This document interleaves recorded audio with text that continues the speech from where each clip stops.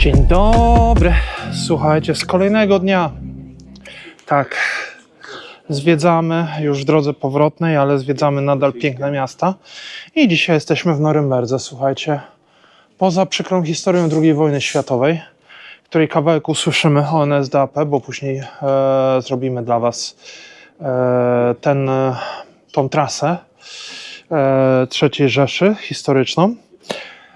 Natomiast najpierw trochę głębszej historii, bo sam zamek został postawiony, słuchajcie, w 1050 roku, mury, więc jesteśmy troszkę bardziej historycznie, dokładnie. I jesteśmy na zamku w Norymbergii, jak Wam powiedziałam. Zobaczcie. I zrobimy sobie ekspozycję zaraz. Do zobaczenia. A, może polatam dla Was dronem.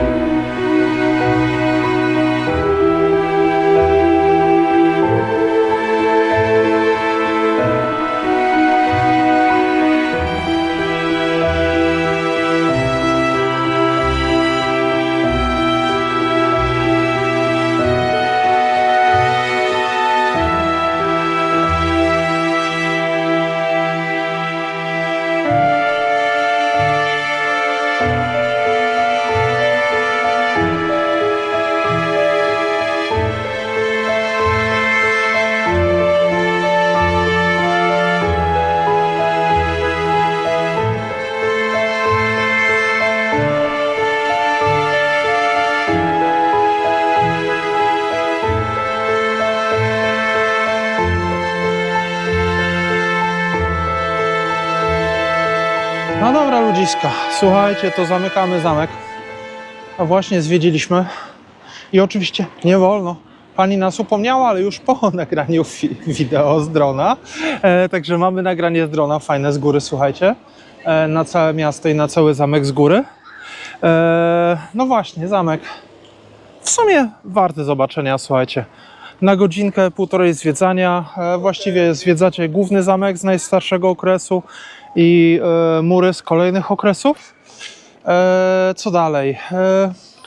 Wstęp, aktualizacja sierpień 2025, 9 euro za osobę dorosłą, kombi ticket. Co jeszcze? No, zobaczyliście już właściwie, co wam dużo będę mówiła. My zwiedzamy dalej i zrobimy dla was kolejne wideo. Na tą chwilę wam dziękuję i do zobaczenia w kolejnym. Natomiast oczywiście nie zapomnijcie o subskrypcji, o lajku, o udostępnieniu, no i komentarzu, żeby się niosło.